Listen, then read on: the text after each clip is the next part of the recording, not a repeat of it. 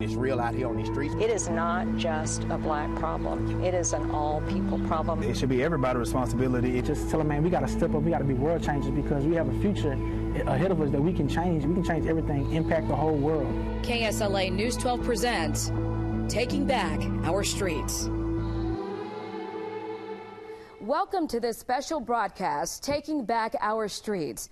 Violence is overtaking our communities. So far this year, Shreveport has had 14 homicides, and at this rate, we will surpass 2016 numbers. Last year, the number of homicides jumped to 46 from just 28 in 2015. I sat down with more than a dozen people representing different neighborhoods in Shreveport, people who say enough is enough and they want to see change. Tonight, our conversation and the efforts to find solutions.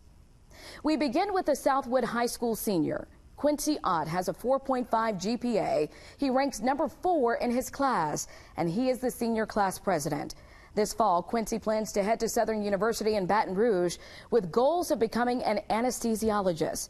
He has a promising future, but when you sit down and talk with Quincy, it doesn't take long to find out he is hurting from all of the violence. Gunfire has ended the lives of 4 of his friends since January. I remember we had practice over here, and I was running. I think one of my, Kadarius, I think Kadarius hit the ball, and I was running, and I had my gloves, I wasn't even looking. I met KD, we call him KD. I met him through football, and when I got the phone call, I was heartbroken. Like I couldn't believe it. I thought it was a dream because I was sitting there. I'm like, a person that I grew up with, a person that I know personally is gone. I went in, I saw his body. And when I saw his body, I couldn't process it right. I just broke down. And from that day forward, I said, I can't see no more of my brothers like that. I can't see nobody else like that. I'm looking at him with a tube down his throat, a patch over his eye. And what could you have told KD that would have had a different outcome, that he would be here today? Is there anything that you could have told him? If I knew what something would happen, I would have said, your purpose is beyond measure. You probably won't believe this, but when I was in 6th to 8th grade, you would go up to Keyville Middle School, and you would talk to some of the teachers. I was probably one of the most baddest kids at that school. I had D's, I had C's and L's. I never probably made an A. But when I got to 9th grade to Southwood High School, something clicked. My godmom, Judy Pennywell, she clicked in my mind. She said, son, if you don't get your act right, you're going to be like everybody else on these streets. A local barber in the Queensboro neighborhood is doing her best to cut away the crime with a simple statement on this bracelet: drop the guns, pick up the clippers. Tori Johnson of Shreveport's finest barbershop off of Juella Avenue says the best way for her to reach out is through social media. She held her first ever event for Drop the Guns, Pick Up the Clippers, and the gym was packed. She says if she can just save one life, that's good enough for her. I'm trying to keep it where it's fresh, and not just when something violent happens, you know, and you just want to keep doing it. I want to keep doing it once a month or once every other month. Just give them something to look forward to, something positive. The woman getting her hair cut sitting in the chair is Monica Lockett. She's partnering with Tori to stop the violence. She's also the mother of Olympian Kendrick Ferris. She talks about growing up in what she calls the hood, and she credits weightlifting for keeping him off the streets. But I thank God for that, and now he's reaching out trying to help other kids. And a lot of mothers are losing their only child. That's what really got me. Only son, only child, or whatever, you know. And I don't want to be the one to get that phone call one day, you know, so I want to do something. We caught up with Kendrick Ferris in Stoner Hill, the neighborhood where he grew up. He talked to me about dibbling and dabbling in street life early on, but he also talks about his change, one that has made him one of the greatest athletes in the world. What made you not want to, I think, succumb to the peer pressure of doing bad things when you were in middle school? Because we know in middle school is very I did a lot of stuff, though. You see what I'm saying? Like, I'm not squeaky clean. And, like, I think that's when people can tell that you're not being real with them. Like, if I'm sitting out here, hey, you don't need to do this and don't do that, and then they be like, why? I can tell you. I'm like, look, man, look, I done did the smoking, I done did the drinking, I done did a little, you know what I'm saying, trying to deal here and there. Like, man, it's nothing. It's a dead end. But I've seen the results from it. Knowing that there is more to life than just thinking, okay, I need to just be right here in my neighborhood and make this little bit of money. Because people think that money is like what it is. This thing is gonna get them some type of freedom or something, but it's not. It starts up here. When you think about the music, it has changed so much. Yep. If you go from the 80s, they telling you, man, don't push me because I'm close to the edge. They talking about not doing drugs. You talk about self-empowerment. Then you get to the early 90s, they talking about a lot of what they called it, the gangster rap. And it was really self-expression about what was going on at that time. And then you move forward. It's the D-boys. I can be the biggest drug dealer. Now it's using the drugs. You see what I'm saying? So when you listen to the music, that's the first thing that comes on. They talking about doing the prescription call it prescription drugs. They talk about the drinking of whatever some of these prescription things are. So it's like, it's cool now to be a drug addict. So how do you reach out to those people? Man, just tell the truth. You really got to tell people the truth. Like, I ask questions, you know what I'm saying? Like, do you know who you are? You know, no, do you really know who you are? Do you know who your ancestors are? Do you know how they live? When we go to school and we learn whatever curriculum they put in front of us, it's not very interesting. Right. Because you tell my history, I don't see myself nowhere in it. So how can I value anything that you're telling me? So the dropout rate, we know is millions of people that drop out of school every year. So, okay, they say go to school, get good grades, get a good job. Okay, but when I'm going to school, have nothing that's piquing my interest, keeping my interest. So, man, I'm finna get out of here. I'm finna go try to make some money. Well, now I don't necessarily qualify. So what do I need to do? The closest thing is to either like hustle or whatever the case is. So people get caught up. What's the solution then? The solution, it comes back to knowing who we are. When you have value of your life and who you are and how important life is, how precious life is, like we don't get to do this thing 100 times. You know what I'm saying? But here comes the no snitch policy. Yeah. When you live in a neighborhood and everybody's friends and everybody's not going to tell, nobody's going to get anybody in trouble, then you have the lack of someone speaking out because they don't want to tell. Yeah, because people don't understand what that means, like no snitch. For example, if you're my neighbor, right, and then someone comes to your house and they break into your house or they do harm to someone at your house, why would I let that person just continue to roam around the neighborhood? That's a person that does not value life. That's a person that don't respect anyone because if I love you, I'm not going to steal from you. I'm not going to try to harm you. Right. That's a person that's lacking love and has no understanding of it. If someone is doing harm to someone, we got to stop that. You see what I'm saying? Absolutely. So that ain't got, or going to someone's house and they stealing from you and you see it, ain't no snitching. No, that person is stealing. So we need to stop that. When you in this little bubble, man, it's like, it's easy to say, well, I don't understand why they just won't do this. A lot of people didn't have that structure. So like I said, you go from... But is it their responsibility? But see, everybody, it should be everybody's responsibility. If you're saying this is your country, if you're saying that we are Americans, if that's what you believe, you see what I'm saying? Then I don't see how you can look at someone and not see yourself. So how does the violence affect people who live in Cedar Grove, Allendale, or Queensboro? Judy Williams lives in South Highlands, a neighborhood that typically doesn't see violent crime.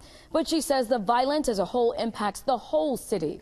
Judy met me not far from her home in Betty, Virginia Park.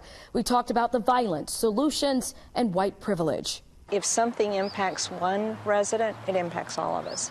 And so the fact that I live in a primarily white neighborhood where we don't have those kinds of shootings every day, that doesn't matter anymore. What matters to me is the safety and the welfare of all of our citizens. That's of huge concern to me. I think part of the issue has been the police department needs to go out and listen to citizens more, and I think they're trying to do that.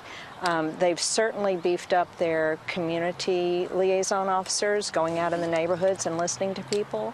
But I think that's the first step, is to listen to what residents in these neighborhoods need, and then for us as an entire community to come together to say, what are some of the solutions? How can we help? How can we be more aware, not just aware of it, but how can we be part of the solution? What are some of the solutions? Do we have any?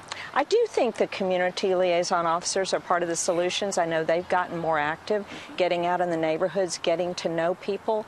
But particularly in the neighborhoods that are most affected by the violence, I think there's a totally different attitude toward police in those neighborhoods. You know, part of my being white and part of white privilege is that if I see a police officer at a community event, he or she is there to help me. I know that. If I'm pulled over by a police officer, I'm not concerned. I don't have a bit of concern about reaching for my purse, putting my hands out of sight. That's not true for my people of color brothers and sisters. They have to be concerned about that. So I think the police department is really stepping in the right direction with their community liaison officers, and I'm hoping Chief Crump will be listening and doing more in that area as well. Let's talk about white privilege. I mean, I think that is definitely a hot topic now. People don't want to talk about it, though. Who doesn't want to talk about it? White people? I'm happy to talk about it because I'm aware, and really it touches on the crime and violence issue we talked about earlier. I'm aware that I don't have to worry about seeing a police officer. I don't have to worry about being approached by an officer. I know if I see that person at an event, he or she is there to help me. I know if I'm stopped, I'm safe. You know, I'm going to talk to that officer, but I'm safe. I'm quite aware that people of color don't have that same sense of safety. Can we turn this thing around? Absolutely, we can turn it around, but I think it's going to require some alliances. It is not just a black problem. It is an all-people problem, and we all have to care about each other, and that's the way it's going to get solved. Local organizations are stepping up to fight back through education. One of those organizations is All Streets, All People, or ASAP. The conversation took us to Bilberry Park in the Queensboro neighborhood. Amari Hossein came up with the program that works to engage neighborhoods and show people how to get involved. I think it's every parent's worst fear for their child not to come home one day. And I think that particular instance is happening disproportionately in some of our low-income neighborhoods once again. And so it's not that there's not love and that it's not a great place to be, but if there's that higher rate or possibility of you losing your child or losing a family member, of course, I don't think anyone would want to be exposed to that environment. Is there effective parenting? Should the parents be doing more? That's a tricky issue.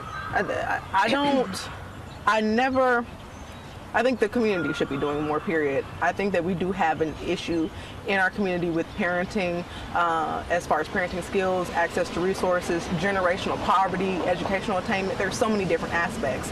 I don't think we can wholesale say, hey, parents do better. I think what we should do, though, is embrace parents in the solution. So hear back from them. And that's why ASAP does Citizens Roundtable, so we can engage just regular people who feel they're never heard in these processes. Shreveport Police Chief Alan Crump was named chief 4 months ago. He's aware of the violence, and he told me he's working on ways to attack the problem.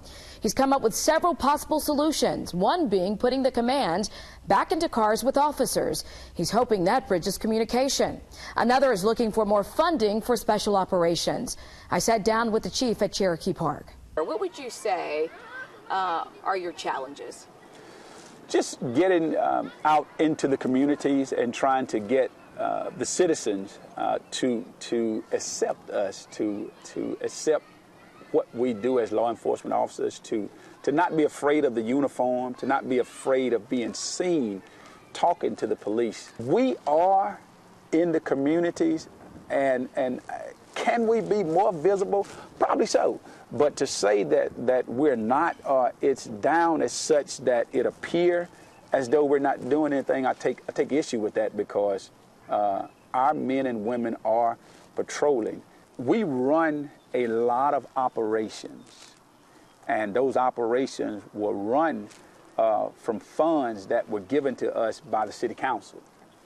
And I believe our statistics will bear that out, that as long as those funds were available, the reason we were having 20 or 21, at the highest 28 homicides, and the crime rates and a lot of things were down, is because of the availability of those funds.